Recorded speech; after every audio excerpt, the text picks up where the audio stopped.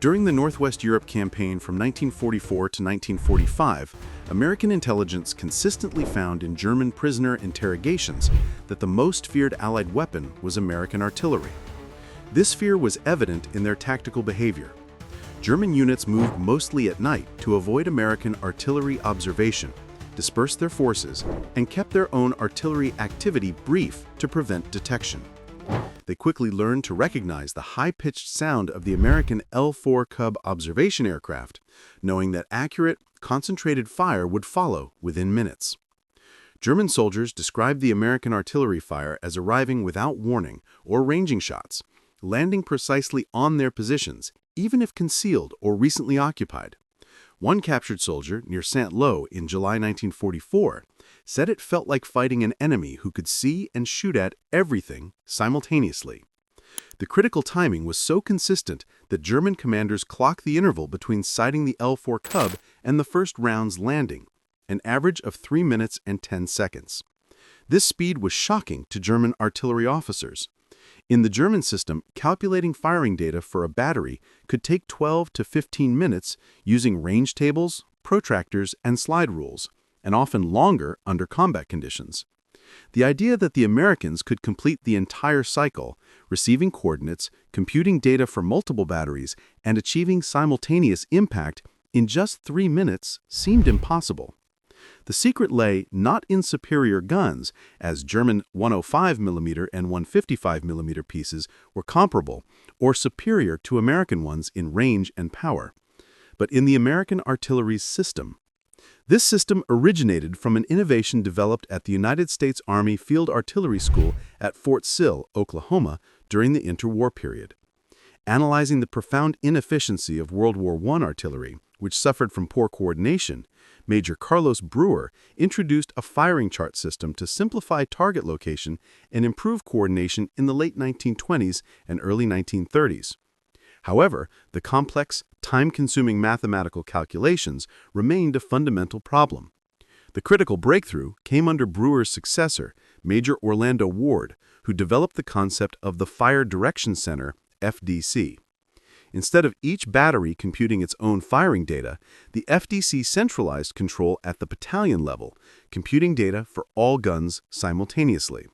This centralization enabled true massing of fires and rapid shifting of targets. The FDC still relied on complex, time-consuming calculations using voluminous, tabular firing tables. The final piece of the puzzle was invented in November 1940 by Captain Abbott Harrington, Burns, at Fort Sill. This device, a specialized slide rule printed on a transparent sheet, allowed fire direction officers to read firing data directly from their firing charts without calculation. This simplified computation more than 20-fold, allowing enlisted soldiers to perform tasks that previously required trained officers. By the time the U.S. entered World War II, every artillery battalion had FDCs equipped with these graphical firing tables. This combination of centralized control and rapid computation created the feared 3-minute response time. This system enabled the execution of time-on-target missions, a capability unmatched by any other army in World War II. In a time-on-target mission, multiple batteries across several kilometers would fire at different times, with the firing carefully calculated so all shells impacted the target within a 3-second window. The simultaneous impact was devastating, maximizing casualties by compressing the entire bombardment into the critical first seconds before soldiers could take cover. German artillery, with its decentralized battery-level fire control, could not execute such missions against targets of opportunity, requiring days of preparation for simultaneous fires. The American approach was defined by flexibility and responsiveness, enabled by an unparalleled forward observer system.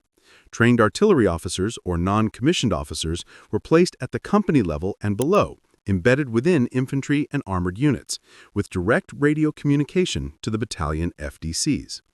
The true revolution in forward observation, however, was the L-4 Cub observation aircraft. The small agile plane, modified with radios and operable from short, rough forward strips, transformed effectiveness.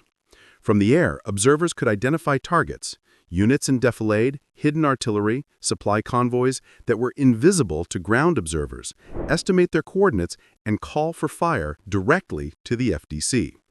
The presence of an L4 overhead became a signature indicator of American artillery activity, forcing German forces to cease movement, disperse, and take cover immediately, knowing rounds would follow within minutes.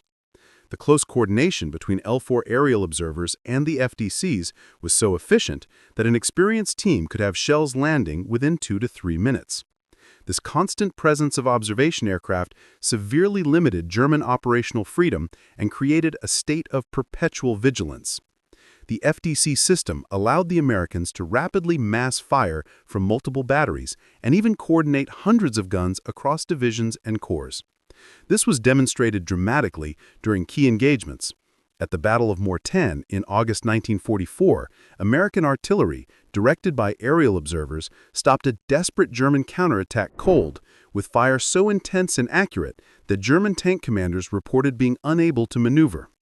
During the fighting for Hill 192 near Saint-Lô in July 1944, the FDC coordinated over 100 guns, delivering 20 time-on-target missions overnight to prevent the German defenders from resting, followed by a thunderous preparation that shattered their command and control.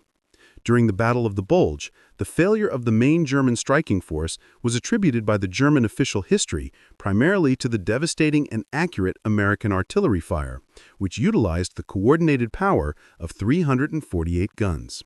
American superiority was also cemented by their complete motorization of artillery. Guns were towed by powerful trucks or mounted on self-propelled chassis like the M7 Priest and M12 gun motor carriage. This allowed American artillery to displace rapidly in as little as 15 minutes and move great distances. In stark contrast, German artillery remained largely horse-drawn. An infantry division used roughly 5,300 horses for logistics and artillery. A German battery needed up to 3 hours to unlimber and move a short distance, traveling at most 25 kilometers per day under favorable conditions. The constant need for fodder, the vulnerability of horses to fire, and the resulting slow mobility were decisive disadvantages. The final significant multiplier of American artillery effectiveness was the introduction of the proximity fuse in December 1944, rushed to the front during the Battle of the Bulge. This fuse contained a miniature radio that measured distance to the ground, automatically detonating the shell in an airburst 15 to 20 meters above the surface. This turned every shell into an airburst, rendering trenches and foxholes, which protected against ground impact shells, virtually useless. The proximity fuse increased casualties by an estimated factor of 3 to 4 and had a severe psychological effect, as German soldiers lost confidence in their established defensive procedures. Overall, military historians estimate that approximately 70% of all ground combat casualties in World War II were caused by artillery and mortar fire. The American system was the most effective in the war. The system's success was not due to a single invention or individual heroism, but to systematic institutional development over 2 decades at Fort Sill. Every element was carefully integrated: accurate maps, reliable radios, trained forward observers, meteorological data, and the FDC with graphical firing tables.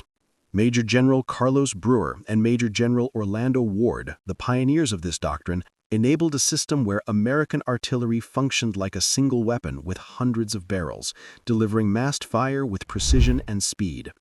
The certainty that the sound of the Piper Cub meant death was 3 minutes away broke the Wehrmacht's ability to fight effectively. Modern artillery fire direction, with its centralized control, rapid response, and flexible coordination, is directly descended from these concepts. The system, backed by the largest industrial economy in the world, demonstrated that modern war is won by integrated systems, doctrine, and professional execution. Why American artillery was the most feared weapon of World War II. The most feared weapon on the Western Front was not a tank or a fighter, but the U.S. Army's artillery, a system so effective it broke the German military spirit. German prisoners of war consistently reported fearing American artillery above all other weapons. This fear was well-founded. American artillery delivered accurate, concentrated fire precisely on targets, often with no warning or ranging shots. The defining characteristic was the lightning-fast response time.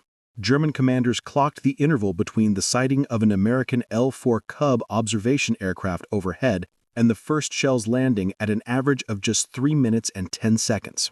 This speed was deemed impossible by German artillery officers, whose own system required 12 to 15 minutes or more to calculate firing data.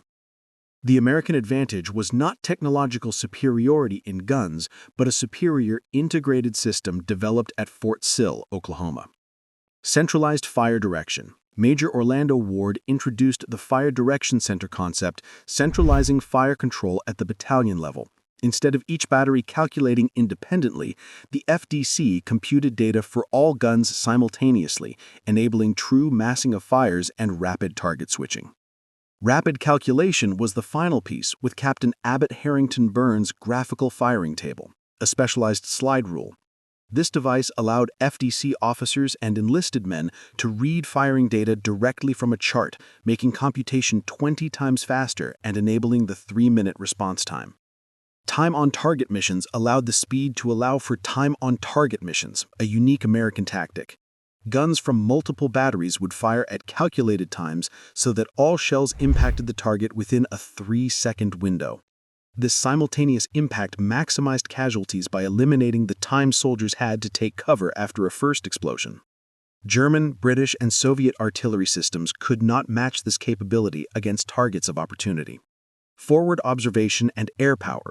The system was enabled by an extensive forward observer network with trained officers embedded in infantry and armored units.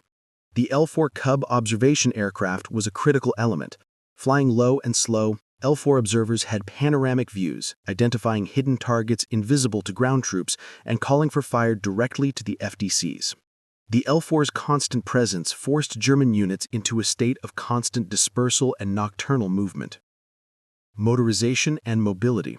Unlike the German army, which was predominantly horse-drawn and could move only limited distances in a day, American artillery was fully motorized. Guns were towed by high-speed trucks or self-propelled vehicles, allowing them to displace in minutes and move at road speeds of up to 40 miles per hour. This mobility was decisive, especially against German batteries that were often caught and destroyed while struggling to displace their horses and equipment. The proximity fuse, introduced during the Battle of the Bulge in December 1944, was a final force multiplier. It automatically detonated the shell in an airburst above the ground, rendering German trenches and foxholes ineffective and dramatically increasing casualties by a factor of 3 to 4 compared to contact-fused shells. The FDC system provided flexibility and responsiveness that no other army matched. FDCs could mass fire from an entire corps of artillery on a single target within minutes. This overwhelming, accurate, and rapid fire was critical in battles like Mortain, the fighting for Hill 192, and the defense of Elsenborn Ridge during the Battle of the Bulge, where German failures were largely attributed to American artillery superiority. The American artillery system's success was a testament to systematic institutional development, doctrine, training, and logistics, proving that modern war is won by integrated systems rather than individual heroism.